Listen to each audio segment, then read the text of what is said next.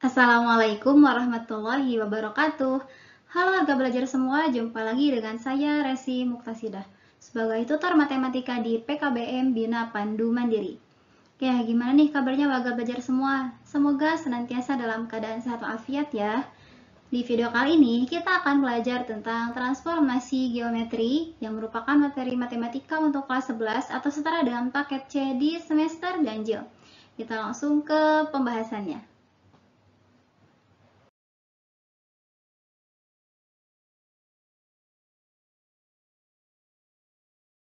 Nah, tujuan pembelajaran kita di video kali ini yakni agar bisa menyelesaikan transformasi geometri dengan menggunakan metode matriks.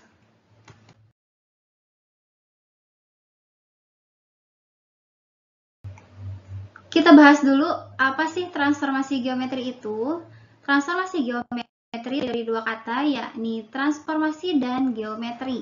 Transformasi sendiri artinya perubahan rupa dan geometri berarti cabang ilmu matematika yang mempelajari sifat garis, sudut, bidang, dan ruang. Lalu, apa transformasi geometri?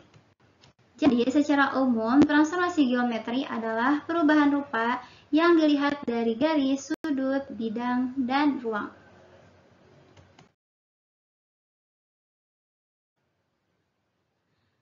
Nah, jenis-jenis transformasi geometri ada 4. Yang pertama, translasi atau pergeseran. Yang kedua, refleksi atau pencerminan. Yang ketiga, rotasi atau perputaran. Dan yang terakhir adalah dilatasi atau pengskalaan. Bisa pembesaran atau pengecilan. Di video kali ini kita hanya akan membahas dua jenis saja, yakni translasi dan refleksi. Translasi atau pergeseran adalah transformasi yang memindahkan titik-titik pada bidang dengan arah dan jarak tertentu. Seperti halnya kita menggeser meja, di mana hanya ada perpindahan arah dan jaraknya saja ya. Bentuknya itu tidak berubah.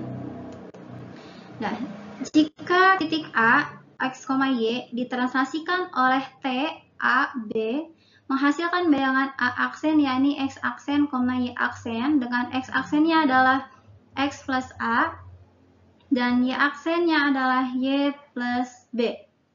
Jika dituliskan dalam bentuk matriks menjadi seperti ini. Matriks X aksen, Y aksen sama dengan matriks X, Y ditambah matriks A, B. Di mana X aksen, Y aksen ini merupakan titik bayangannya dan X, Y merupakan titik awalnya sebelum ditranslasikan dan A, B ini merupakan pergeserannya atau translasinya, komponen translasinya. Kita langsung ke contoh saja ya.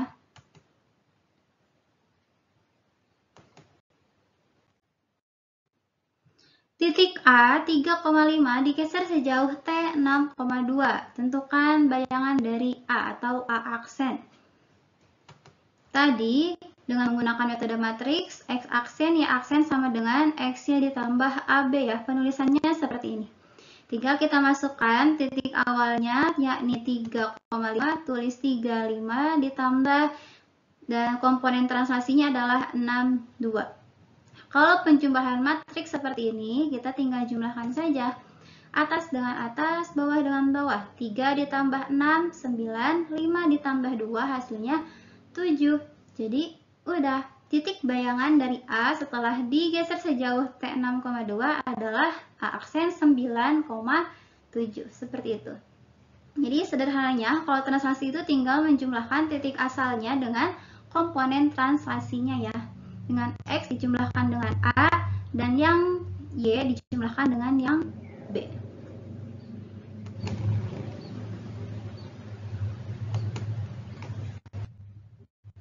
Contoh kedua, titik A 2,4 ditransformasikan terhadap matriks negatif 1, 2, 2, 3. Tentukanlah koordinat hasil transformasi titik tersebut.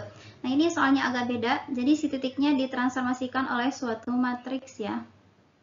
Oke, caranya gimana? Caranya, X aksen Y aksennya bisa kita peroleh dengan cara mengalihkan komponen matriksnya dengan titik asalnya. Jadi ini menggunakan perkalian matriks ya.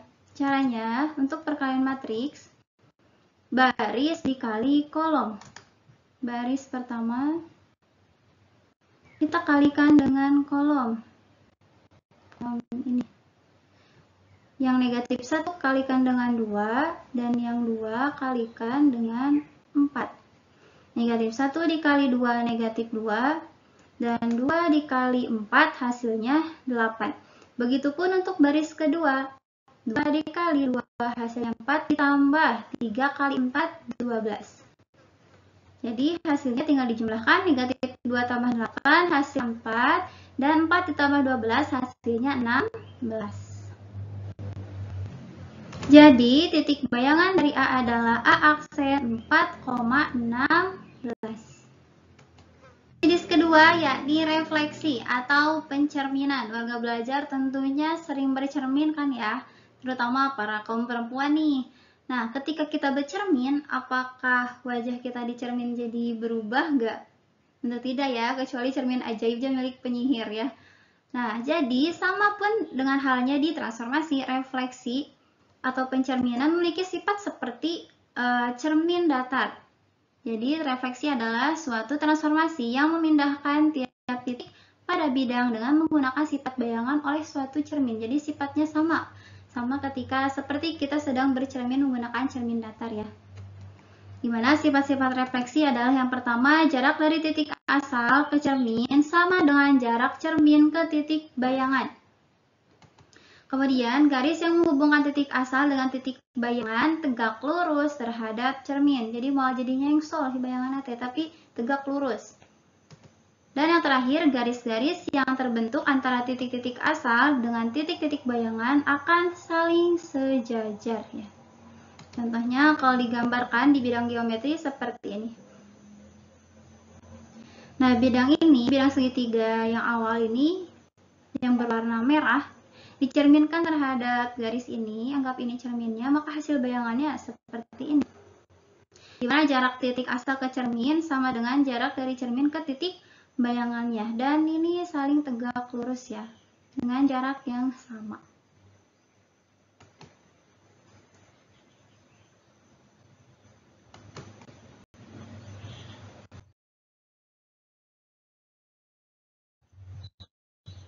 Jadi jenis refleksi yang pertama refleksi terhadap sumbu X. Nah, jika titik A, X, Y dicerminkan terhadap sumbu X, maka A aksennya menjadi X, negatif Y. Ingat, yang awalnya X, Y, titik bayangannya menjadi X, negatif Y. Jika dituliskan dalam bentuk matriks, menjadi seperti ini. Aksennya aksen sama dengan 1, 0, 0, negatif 1 dikalikan dengan X, Y. Contohnya nih, tentukan bayangan titik P 1,-3 jika direfleksikan terhadap sumbu X. Kita coba menggunakan matriks ya. Nah, kita tinggal masukkan komponen matriks yang ini 1, 0, 0, negatif 1 dengan titik asalnya 1, negatif 3. Kemudian kita lakukan perkalian matriks lagi. 1 dikali 1, 1 ditambah 0 dikali 3 adalah 0. Jadi sama ya, baris dikalikan dengan kolom.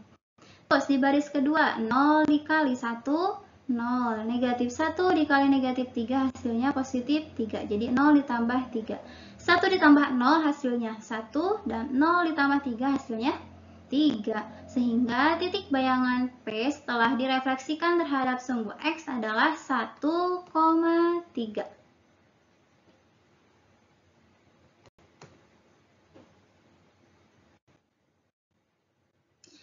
Jenis yang kedua adalah refleksi terhadap sumbu Y. Bedanya cuma dikit. Kalau tadi titik bayangannya menjadi X, negatif Y, kalau terhadap sumbu Y menjadi negatif X, Y. Jadi yang berubah nilai hanya sumbu X aja. Jika dituliskan dalam bentuk matriks seperti ini, jadi negatif 1, 0, 0, 1 dikalikan dengan X, Y. Contohnya, tentukan bayangan titik P negatif 4, negatif 7 jika direfleksikan terhadap sumbu Y. Kita tinggal tulis komponen matriksnya negatif 1, 0, 0, 1 dikalikan dengan negatif 4 dan negatif 7. Negatif 1 dikali negatif 4, positif 4 ditambah 0 dikali negatif 7 hasilnya 0. Jadi 4 tambah 0 hasilnya 4. Kemudian baris kedua, 0 dikali 4, 0. 1 dikali negatif 7, ya negatif 7. Jadi 0 ditambah negatif 7, hasilnya negatif 7 ya. Sehingga titik bayangan P negatif 4, negatif 7 setelah direfleksikan terhadap sumbu Y adalah 4, negatif 7.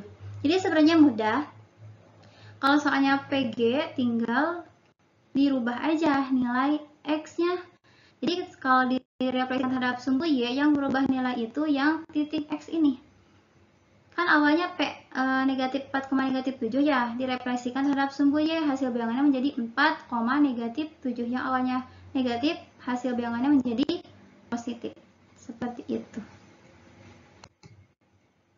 Nah, selain dua jenis yang tadi, masih ada jenis yang lain, yakni refleksi terhadap garis Y sama dengan X, di mana hasil bayangannya menjadi Y, X dengan matrik refleksinya adalah 0, 1, 1, 0. Kemudian bisa juga terhadap garis Y sama dengan negatif X, dengan hasil bayangannya adalah negatif Y, negatif X, dengan komponen translasinya adalah 0, negatif 1, negatif 1, 0.